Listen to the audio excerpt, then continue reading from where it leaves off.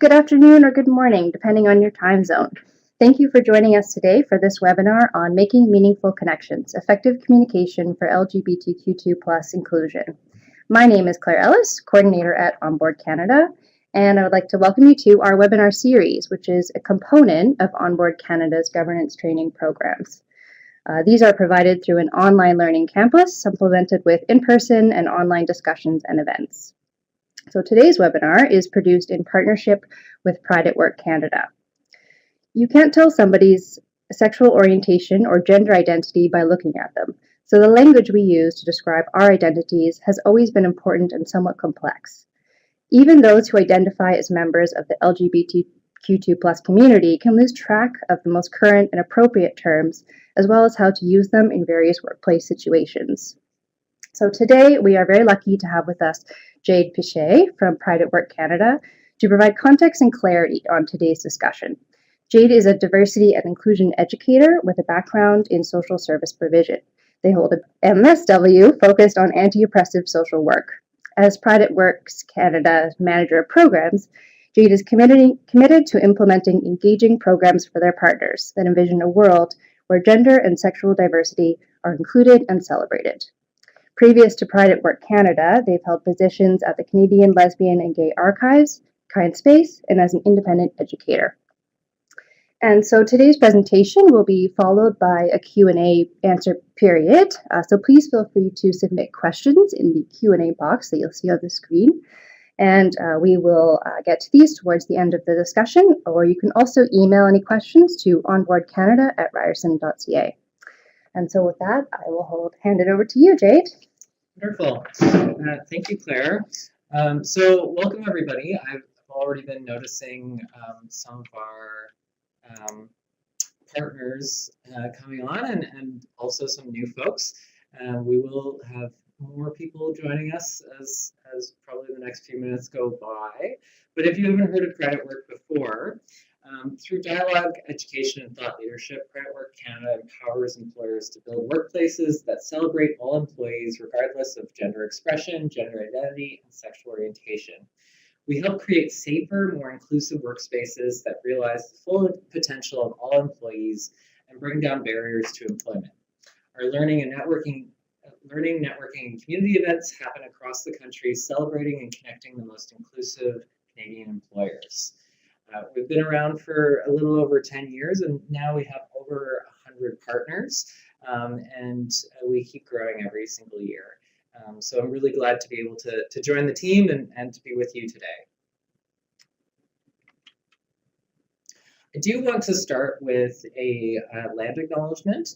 So Pride at Work Canada works on the traditional territories of the First Nations, Métis, and Inuit peoples. This includes Two-Spirit and LGBTQ Indigenous people. We recognize that there are multiple barriers that impact Two-Spirit and LGBTQ Indigenous people from accessing meaningful, affirming, and inclusive employment. In our work, we look to reduce those barriers and are open to feedback from Indigenous workers, employers, and job seekers in making that a reality. So during today's discussion, we'll be looking at why language is important in the LGBTQ2 space. So why do we use all these terms, identities? So we'll do a bit of an identity refresher. So what do all these terms mean? What are some maybe other terms that you haven't heard? We'll go and do a review of sex, gender, sexual orientation, and respectful language, how to start conversations and meetings, how to ask questions and be a good listener, as well as other additional further resources.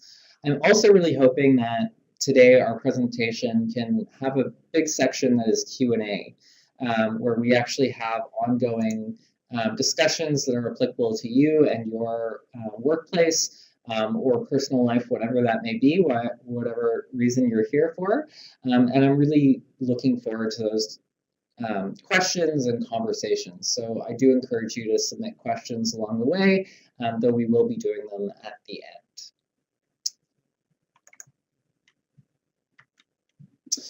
So a quick question, how would you describe the sky if there was no word for the color blue? Or in the case of Toronto today, where I'm currently sitting, gray and white. We really use terms as human beings to be able to understand concepts about ourselves, about people in our community. And so having words to actually describe our experiences of sexuality, of gender, are really important in these discussions. And there's long histories in which why these terms came about, and what is most inclusive today is certainly much longer and much more descriptive than it was, say, 20 years ago even. And that, I think, is important. So what does LGBTQ2+ mean? So some of these terms will be familiar to some of you. Maybe one or two of you might even know every single one on this list, which is quite impressive if that is the case. So if any of these terms are new to you, that is totally all right. These are different words that the community have used. So LGBTQ2+, what we mean by that is lesbian, gay, bisexual, trans, queer, two-spirit, and the pluses and more. So we like to recognize the fact that there are so many more identities when we're talking about sexuality and gender. So some of the things that we have up here include agender, ally, androgynous, aromantic, asexual, bigender, bisexual, butch, cis, cisgender, crossdresser, demisexual, femme, gay, gender fluid, gender nonconforming, genderqueer, intersex, lesbian, men who love men, men who have sex with men, men who have sex with women, non-binary, pansexual, queer, questioning, getting tired yet?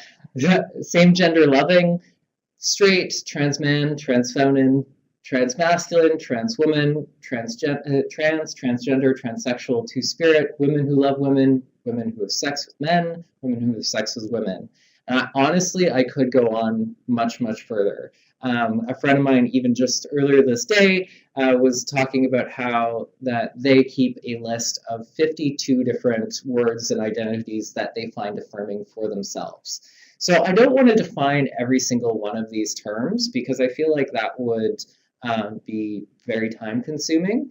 And also, I don't necessarily think that as one person, I should define all these terms.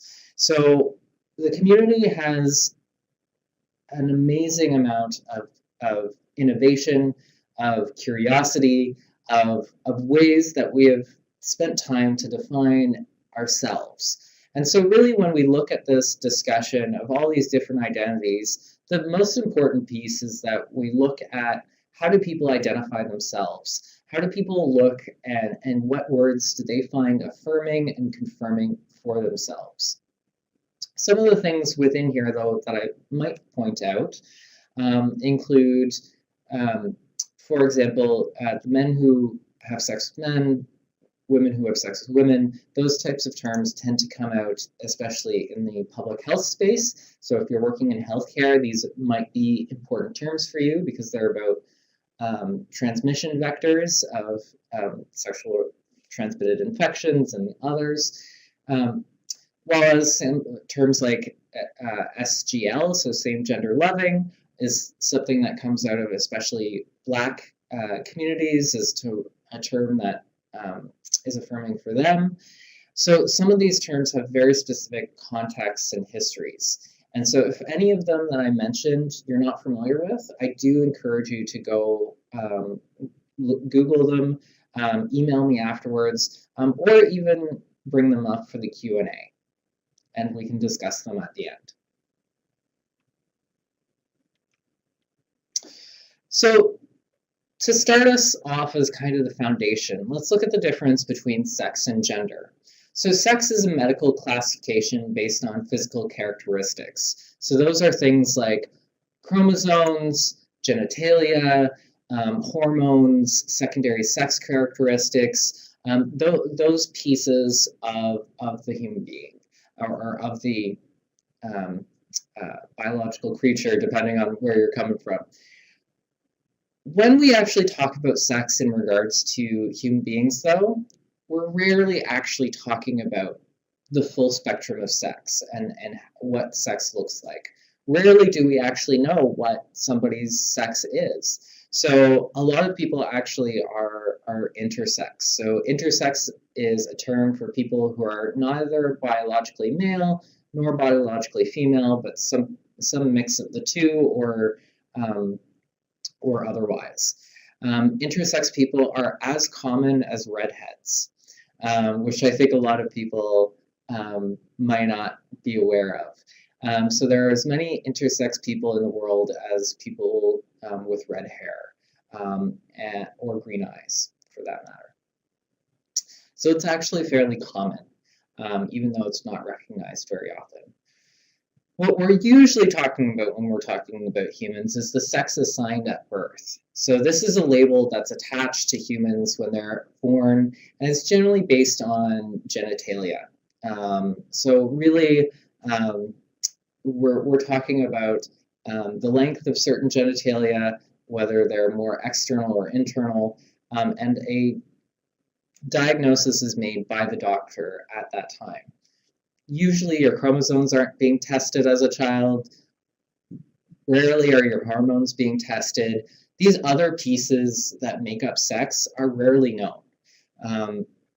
I would be very surprised if there were many people currently listening in who actually knew what their chromosomes are. You might assume, but you might not be accurate in terms of what your actual chromosomes are. So really, when we talk about these concepts, we want to think about sex assigned at birth.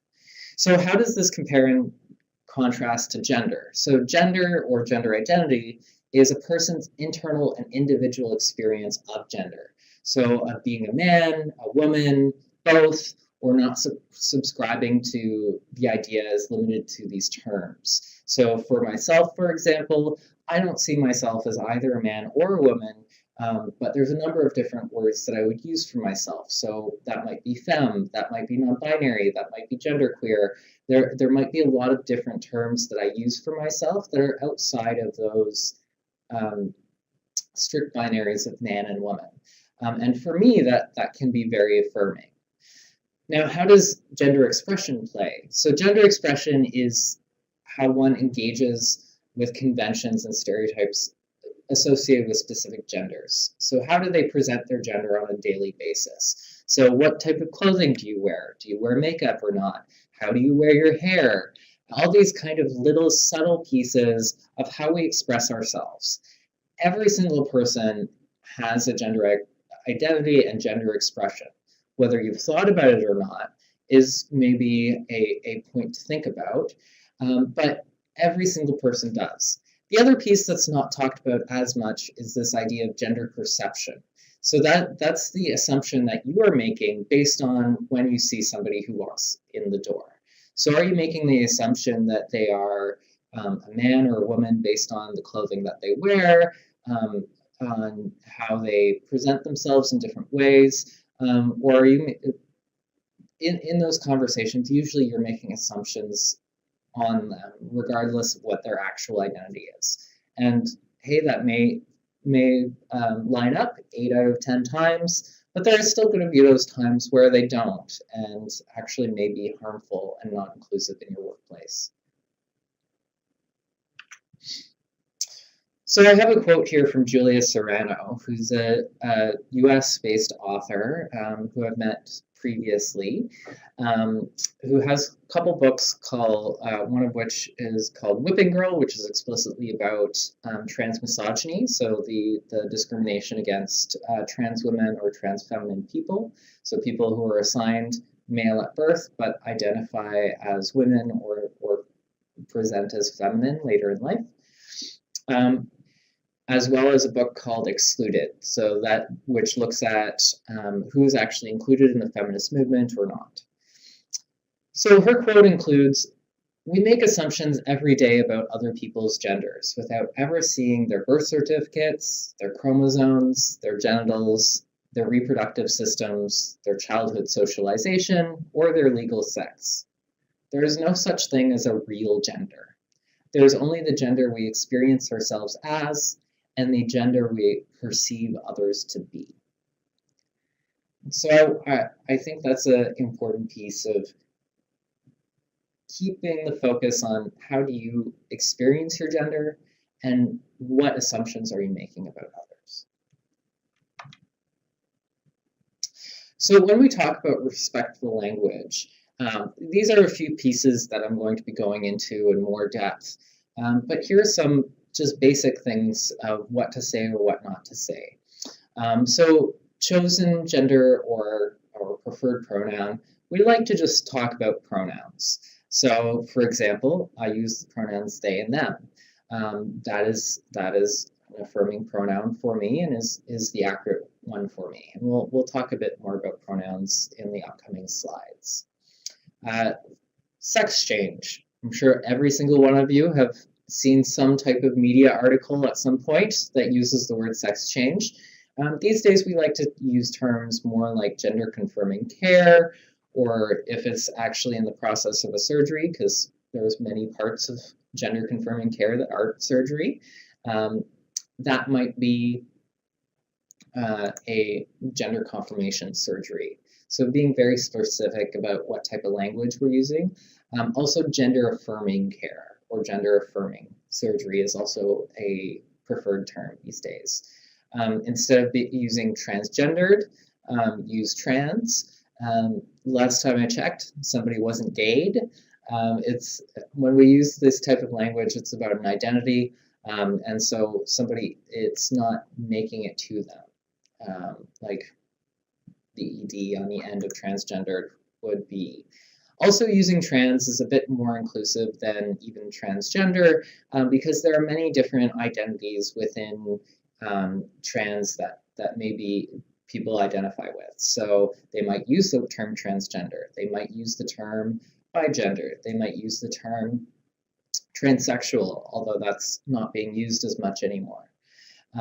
They might use the word genderqueer. So we use trans as more of an umbrella term, and we can talk more about that later if people are interested. Instead of male-bodied or female-bodied, we talk about what people are assigned at birth. Often this is actually not entirely relevant to the workplace, and yet people still consider it relevant in certain cases. So if you're in healthcare, it might be relevant. But even in those cases, that's still making an assumption of what people's current, genitalia is, which may not actually be accurate as well. But we've seen, certainly in the States, it's a very different conversation because in certain cases, what you're assigned at birth is what you legally have to be the rest of your life, depending on what state you're in. Well, as that is not the case in Canada. Instead of using terms like real man or real woman, we just use man or woman. If we want to talk explicitly about somebody's history, we might say a cis man, so somebody who is identifies with the gender they were assigned at birth. So, for example, somebody who is assigned male at birth and then grows up and identifies as a man would be a cis man, for example.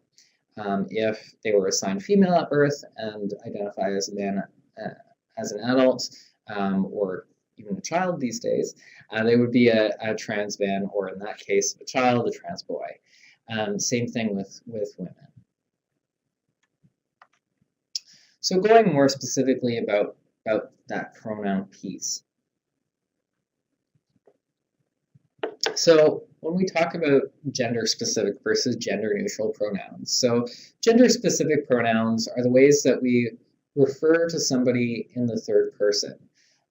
People who are transitioning in some way might choose to change their pronouns, sometimes multiple times, and that's something that may take some getting used to, but can be the norm for some people. And so the pronoun is whatever people that they would like to use. So some examples include she and her, he and his, ze and here, which is a non-binary pronoun that's been in use since about the 90s, but isn't as popular as some others. And then more popularly for non-binary people, more and more people are using they and them. And we'll talk about why that's also a gender-neutral pronoun as well. So as an example, I saw Lauren coming to work today, and she seemed really happy. I wonder if it has anything to do with her weekend. I hope I can see her soon and hear all about it. So in this case, I know that Lauren uses the pronouns she and her, and so I use those pronouns for her in a positive and affirming way. In terms of gender-neutral pronouns, so these are the ways that we refer to each other in the third person when we're unaware of someone's gender-specific pronoun. So in this case, we would use they and them. And so they and them has actually been a gender-neutral pronoun going back to about the 1600s, or potentially a bit earlier, even though a lot of people aren't aware of that. So anybody who did a BA and had to read a lot of Shakespeare would know that even Shakespeare used they and them pronouns. And if you actually analyze your own speech, sometimes you actually slip into using they and them pronouns by your own nature because you don't know a person's gender. And so, for an example, in the same situation, I don't know Lauren's gender. I don't know what pronouns that they like to use. And so instead, I would say, I saw Lauren come to work today and they seemed really happy. I wonder if it has anything to do with their weekend. I hope to see them soon and hear all about it. So in this case, I might not know what Lauren's pronouns are, or in this case, it may also be a situation of Lauren actually prefers to use they and them pronouns. When it comes to pronouns, we really recommend that you put it into a daily part of your life as a general situation.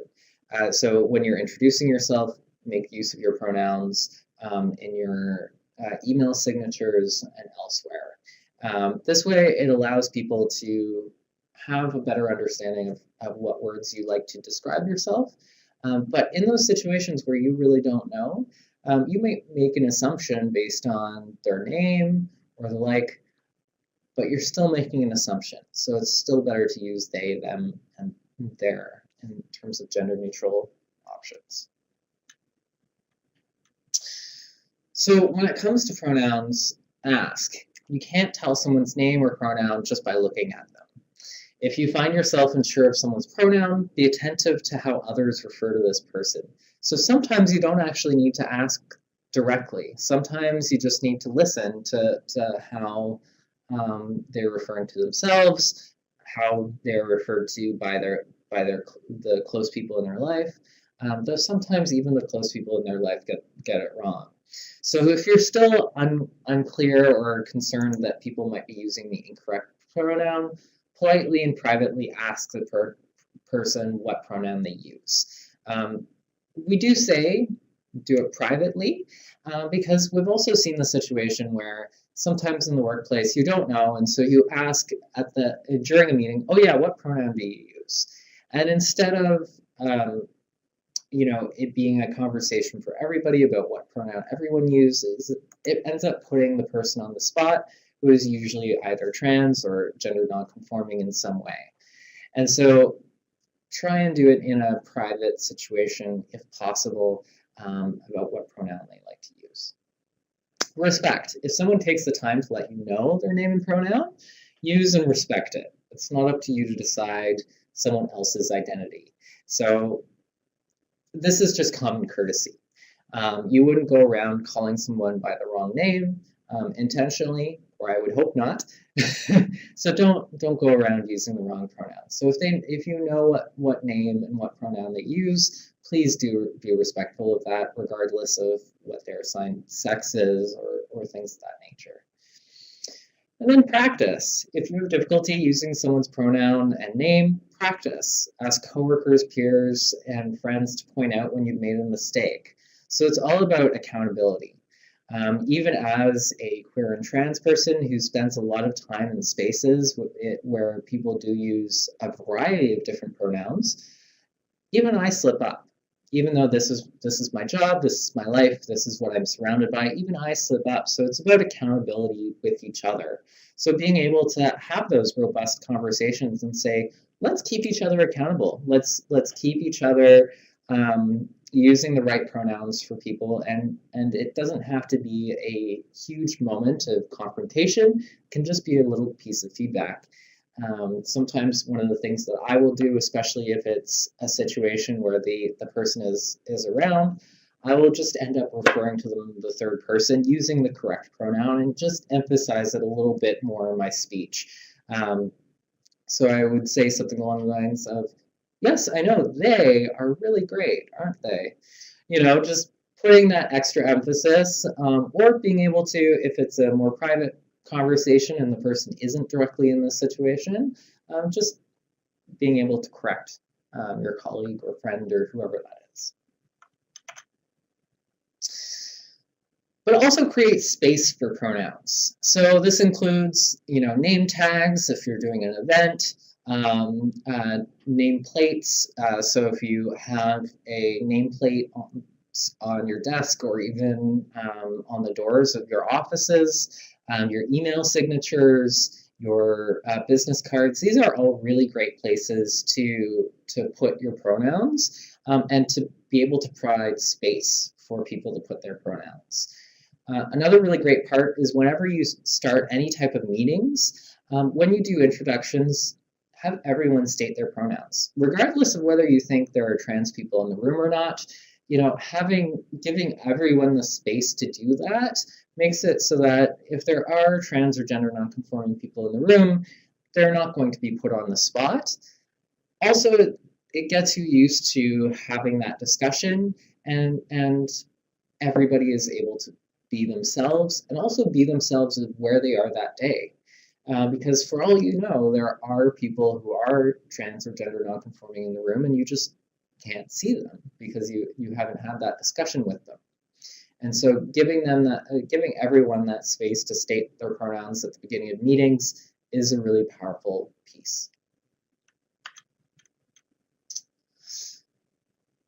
We also recommend, if possible, to just avoid the use of gendered titles. So when writing an email, it's not required to use gender-specific titles.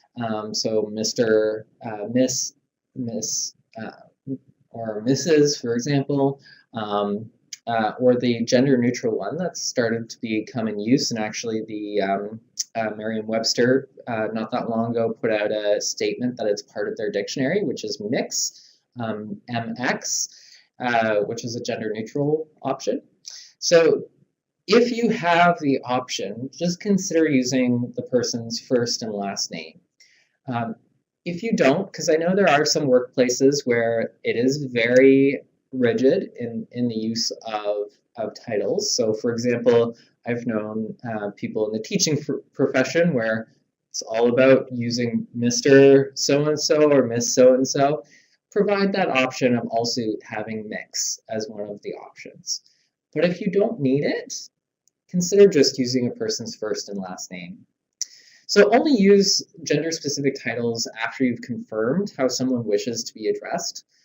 So don't make an assumption based on someone's name that they want to use that type of title. So there are many people who have names that you may not be familiar with. B, there are people who have names who are more androgynous. And C, you still don't know, even if their name sounds very gendered, what pronoun they wish to use or which title they wish to use. So avoid it if possible, unless you know. Request information if you need to help people feel respectful. So if you do need to use a gender title, just ask somebody. Yeah. So moving on a bit to sexual orientation. So sexual orientation is a person's characteristic that encompasses an emotional, romantic, or sexual feelings towards other people. It is the attraction felt for others, not sexual behavior or sexual history that defines one's orientations. So, for example, as I mentioned with some of the previous terms, there are terms like men who have sex with men, women who have sex with women, that came about specifically because of the fact that doesn't actually, even terms like lesbian, straight, and the like don't actually define behavior all the time. There are many people who, for example, identify as straight, who still have sex with people of the same gender. There may be a lot of reasons for that. There are also people who may identify as gay or lesbian who have sex and have relationships with people who aren't the same gender as they are, but they still find that term to be affirming for them, and maybe that term for them means that they are attracted to people who are the same gender as they are, as well as people who have more non-binary genders. It really doesn't necessarily define a person's behavior or history. So let's not, I feel like I'm a broken record to a certain extent, but don't make assumptions about a person's orientation based on their current partner, previous relationships, or sexual activity. So this is in particular a major issue for bisexual people or pansexual people in the workplace. So often their identity becomes very structured based on who their current partner is. So if their current partner, for example, in the case of a woman, if their current partner is another woman, they're probably assumed to be a lesbian in the workplace, even if they still identify as bisexual. Again, a lot of bisexual women in particular who have relationships with men are assumed to be straight as well. And so try and make sure to not make assumptions about a person's orientation from their partner or even previous relationships, because you really don't know unless you know the person in a more deep way or they've talked about it publicly.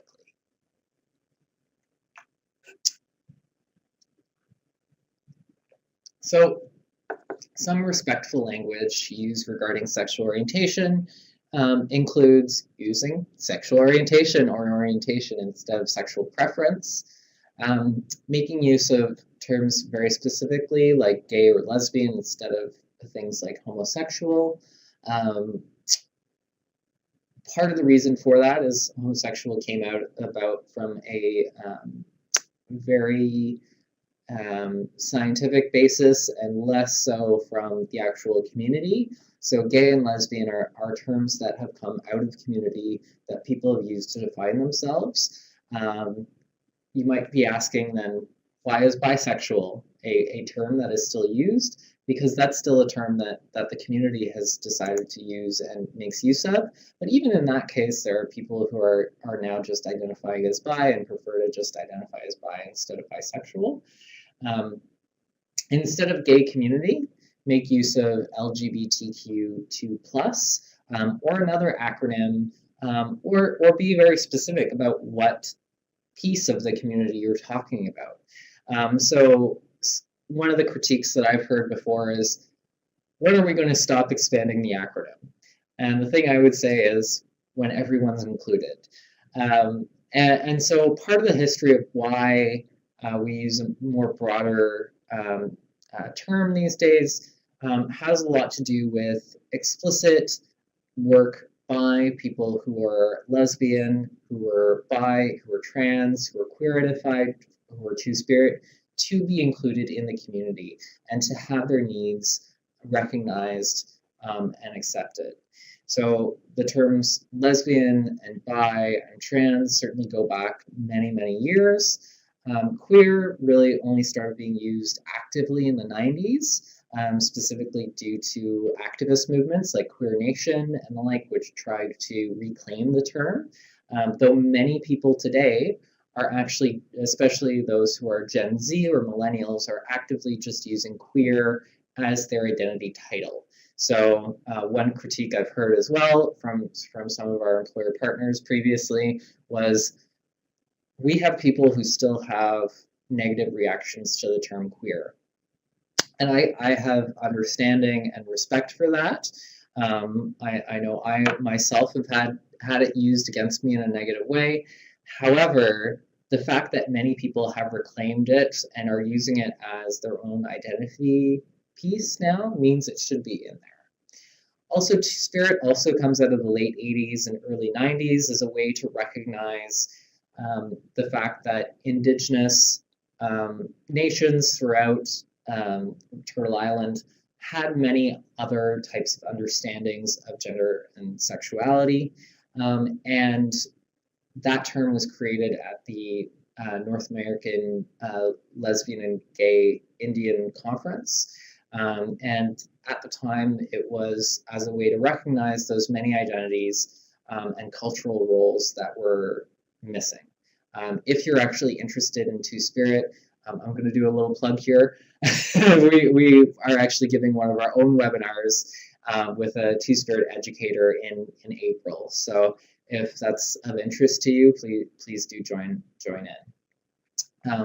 And then, of course, as we mentioned, the plus. So try and make use of a more inclusive acronym. Gay lifestyle. We have nothing positive to say about that. There is no gay lifestyle. There are many lifestyles, but that doesn't have to do with sexual identity necessarily, or orientation. That has to do with what people prefer to be part of in their life. There is no lifestyle per se. The community is as diverse as the people in it. And I would say is actually one of the most diverse, capture target areas out there. We have people of all different racial backgrounds, ethnicities, classes, genders. We are a unbelievably diverse group, and so there is no one lifestyle.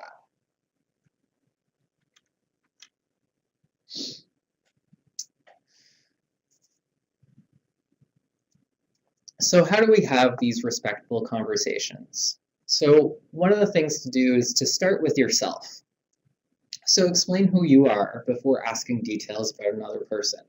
So we have examples up there, but I'm going to use myself because I feel like that's more appropriate. So my name is Jade. My pronouns are they and them. What about you? So really starting from your own position gives people the space to feel like they're able to share who they are, because you have given that time and space. So instead of putting them on the spot as, what are your pronouns? It gives them the space to describe what their pronouns are to you. There's also people who don't know yet and are still trying to figure that out for themselves. And I've met the odd person who actually don't, or the rare person who doesn't use pronouns at all. So giving that space by starting with yourself. Lead with the why. So ensure you have a solid reason for requesting information and share that rationale. So we add pronouns to our client profiles. Which should we use when contacting you, as an example? So you always want to think about the why when collecting this information. So often I'll talk to our partners about changing their HR forms as well as a major piece. And so why are we collecting certain information? Do we need to know legal sex?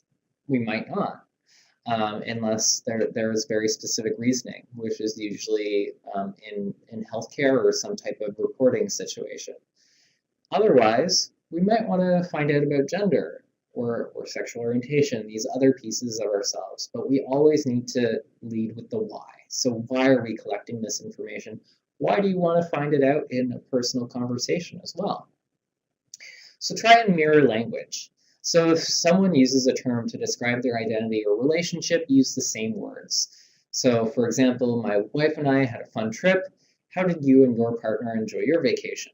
So using, in this case, I would still respond to that person, calling their partner their wife, making use of that more inclusive language from what they've given to you. So we had all kinds of identities up front, and as I said, I don't want to give you definitions for all of them because every person uses it in their own way. So mirror that language that they give to you. And then the thing that I keep saying is don't assume. So it's dangerous to make assumptions based on limited information. So we often think that we have the information, but we rarely do unless the person has provided this to us. So remember, just because you want to know something doesn't mean you have the right to ask about something. So especially when we talk about trans and gender diverse communities, for example, you actually probably don't need to know their sex assigned at birth. You probably don't need to know about their genitalia. You probably don't need to know a lot of pieces. What you need to know is how to respectfully talk to them, how to respectfully communicate with them. These are the important pieces. So just because you want to know something doesn't mean you have the right to ask about it. So before you ask, here are some things that you should know about the community. Trans people in both Canada and the US report high levels of violence, harassment, and discrimination when seeking stable housing, employment, health, and social services. Even though it's a bit better here in Canada, that is still the case. For LGBTQ2+ people, experience higher rates of depression, anxiety, obsessive compulsive and phobic disorders, suicidality, self-harm, and substance use. And this is mostly attributed to the discrimination they feel or experience, sometimes which is self-inflicted, so sometimes is internalized. LGBTQ2+ people are at double the risk for post-traumatic stress disorder than other people. So I've even seen stats that have shown that trans people sometimes have higher rates of PTSD than vets at times. So LGBTQ2+ people are experiencing very high levels of PTSD or complex PTSD as well. Bisexual women specifically face higher rates of sexual violence than any other demographic in Canada. So they experience more experiences they have more experiences of sexual violence than lesbian women, than straight women, and any group of men. Bisexual women are at the highest rate factors. LGBTQ2+ youth face approximately 14 times the risk of suicide and substance abuse than their peers. And 77% of trans respondents in an Ontario-based survey, which was the Trans Pulse project, had seriously considered suicide, and 45% had attempted suicide. Despite representing approximately only 7% of the country, at least openly, LGBTQ2+ people make up 40% of Canada's homeless youth population. And one of the main reasons for this is based on youth coming out to their parents and being kicked out of their home. There was even a politician in the States very, very publicly recently who ended up saying that he would rather have a dead child than a gay child. And although things are changing, that's still the case for many youth. So this information specifically was compiled by Rainbow Health Ontario and the Canadian Mental Health Association in Ontario. And we have the link there in case you're interested. So before you ask, think. So before you ask about someone's transition, think about whether or not it's appropriate to discuss one's personal medical history. So it's usually not, so don't ask. Think about if this person wasn't trans, whether you would consider it appropriate to ask about certain pieces of their medical history. So would you consider it appropriate to ask all the medications they're on? Would you consider it appropriate to ask what type of genitalia they have? Because a lot of these questions are really about that, and so they're not appropriate for the workplace or just even in your interpersonal conversations unless you know the person very intimately. You're going to be in a relationship with them or are in a relationship with them or are their medical service provider and you actually need to know. So before you ask about someone's sexual practices, think about whether this would be acceptable with a straight cis colleague. Usually it wouldn't, so don't ask.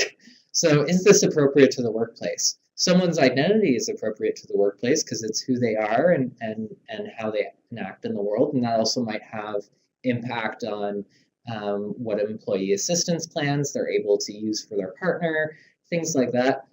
But what their actual sexual practices are probably has nothing to do with the workplace or for you to know. So before you ask about someone's medical sex, think about whether or not you are a healthcare provider or researcher dealing with the person in a clinical setting. You're probably not, so don't ask. So remember, everyone makes mistakes.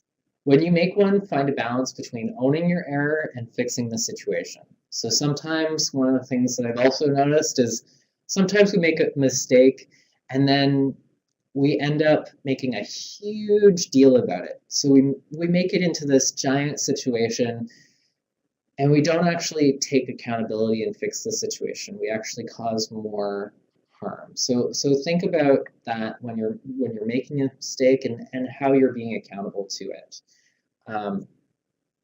Because it might just be saying you're sorry and that you'll do better next time. So remember, it's not the duty of LGBTQ2+ individuals to educate you. There's a lot of great information out there. Funny enough, in this case, it actually is my case, but only when I'm at work. And so I've also provided some further resources for you to access here. I want to leave enough time for Q&A because I see we've had a number of questions come in. So here are some further resources for you to access. So our own Pride at Work Canada reports. PFLAG has some really great allyship material.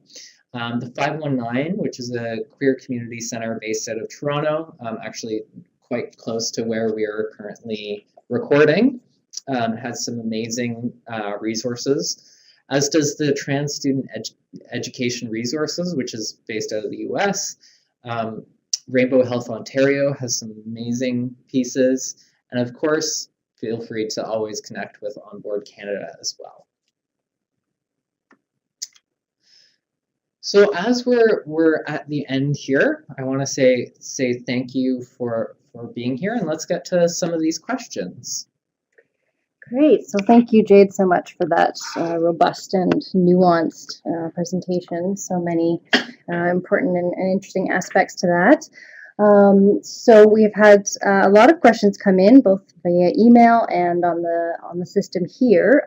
So I'm going to start with the first one that was sent in by email. The question was, what do I do when I see or hear a colleague being misgendered? So the thing that I would say is have that moment of giving feedback to the other person.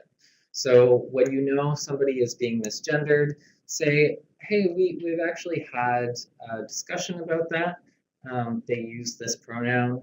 We're trying, have an active conversation with the person who's doing the misgendering.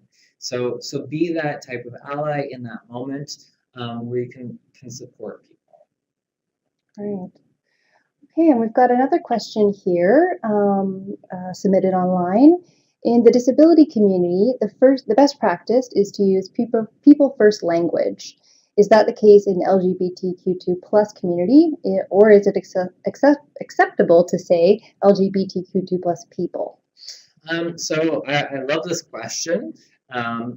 In this case, it's acceptable to not use people first language because it can be quite awkward, and it generally is identities that people are owning for themselves. In the case of the disability community, many people don't actually necessarily use it as one of their personal identifiers in the same way. So it's not something that they have claimed themselves all the time. Though there are people that have been starting that conversation and also certain communities within the disability community who actually prefer a different type of practice. So in terms of, I think about autistic people as well as deaf folks who tend to like using that term first for themselves before the person first language. But it's a great point, and in this case, it is acceptable to use the identities first. And so another question submitted via email was, what metrics are used to evaluate effective communication tactics for LGBTQ2 plus inclusion? So in this case, I think it's difficult to have metrics. So it's difficult to have metrics about how people are being inclusive or not, because of the fact that a lot of that is subjective and is based on bias. So in this specific case, I would say look at the metrics of other things. So do you have options for people to make use of a gender neutral honorifics? Do you have options for people to use gender neutral pronouns? Do you have options when you're collecting data to have all these different pieces so that people are able to describe their identities and experiences? And is that in a confidential way? So those are the metrics that I think are important to focus on and to look at. Okay, great. And another question we've got here. Thanks everyone for submitting them, and keep submitting them into the question and answer box there. So the question here was looking at the Government of Canada department in terms of a standardized set of key phrases. So for example, when starting a presentation with ladies and gentlemen, what is a more sort of open and effective introduction that we could use? So there are a few resources that are out there. I would encourage you to look at the 519's Creating Authentic Spaces. So they did a really great guide about being inclusive and the types of language that is used, including specifically in regards to that idea of ladies and gentlemen. I personally like to use things like honored guests, welcome everyone, hello folks, depending on the environment. Not everybody likes folks and y'all, but I really do. So there can be a number of options, but I really encourage you to look up the Creating Authentic Spaces guide from the 519, and they have some really great options for you. Okay, great. And we have another question here. Would you please provide some guidance for interacting with individuals who prefer not to use any pronoun for themselves? So in that case, it can be awkward for a lot of people because in English, we're very familiar with the use of pronouns, but I would just use people's first name. That's the piece. And so sometimes using someone's first name in a sentence multiple times can be a bit of a wordful to get used to, but it is probably the most inclusive way of referring to the person when they don't want to use any pronoun whatsoever. And the next question here, is it appropriate to have the rainbow flag on organizational materials like business cards to show that you are an allied organization? I definitely think it is. However, I don't think it should be the first thing you do. So I think when it comes to inclusion, sometimes we really want to show publicly that we're an inclusive organization before we do some of the background work behind the scenes. So make sure that you've been doing the work and you actually have a strategy towards LGBTQ2 plus inclusion internally before you do any type of promotional material that has that rainbow branding, or active also procedures and policies in that regard. Once you have those though, and you actually have a system in case there are complaints, in case there are parts of your organization that are less inclusive, because we all have them, then I would say use the rainbow flag, use the trans flag, show your support publicly, and I think that's great actually to do. A question in terms of so the leadership or the board of an organization. What is kind of the role there of leadership and the board in sort of, creating an inclusive environment in the organization that they are either working to, serve as a board of director or sort of in the executive leadership? So I think executive leadership within any organization, especially boards, for LGBTQ2 plus inclusion cannot be understated. The impact of having people who are openly out in executive leadership, who are willing to be sponsors of LGBTQ2 plus inclusion efforts, mean those efforts are going to go so much farther. So whether that's you have someone on the board who leads a inclusion task force, if you're a smaller organization and you can only spend so much time on inclusion, or if you're a bit larger organization, having one of those people sit on a specifically LGBTQ2 plus inclusion group or employee resource group or something along those lines, where they are able to explicitly talk about why they're an inclusive organization, the work that they are doing, and having people in those board roles and leadership roles makes all the difference. I also want to put out a bit of hesitation as to if you are a board member who wants to see that type of support and direction. Don't just look for somebody who is LGBTQ2 plus who's on the board and say, hey, why don't you do it? Because that can fall into tokenization. I know for myself, I've declined being on boards before because that was the only thing they led with. They didn't talk about my nonprofit experience. They didn't talk about my project management experience. They talked about, you're trans, therefore we want you. So also be conscious of that as well, I think is important. But having somebody who's in executive leadership or who's on the board, who's part of that direct LGBTQ2 plus inclusion effort, regardless of how they personally identify, so they might not be part of the community themselves, but if they're directly there and involved, it makes the world of difference. Okay, great. Okay, we've got some other questions here. We've just got a couple minutes left. So one question here, is the LGBTQ2 plus community working with Statistics Canada to better reflect that community in the census data? I know there's definitely been efforts for that to happen. Whether StatsCan is fully there and ready is another question. But there has been a lot of pressure over the years on StatsCan and the like in regards to collecting data. Canada is actually really poor when it comes to collecting data about our communities. It's actually very, very difficult. But there have been some really great steps over the last few years that we've seen in terms of, collecting same-gender households and things of that nature that we're able to see.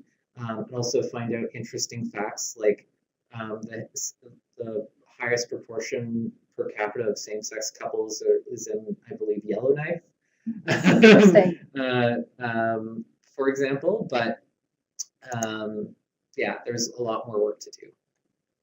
Okay. So I just want to say thank you, everyone, for coming and joining us. And please do feel free to reach out to me directly at jade.pichette@prideatworkcanada.ca with any follow-up questions that you might have coming out of this webinar. I'm happy to respond to them. Great. Well, thank you so much, Jade, for being with us today. It was such a pleasure, and thank you to all of our audience for joining us on the line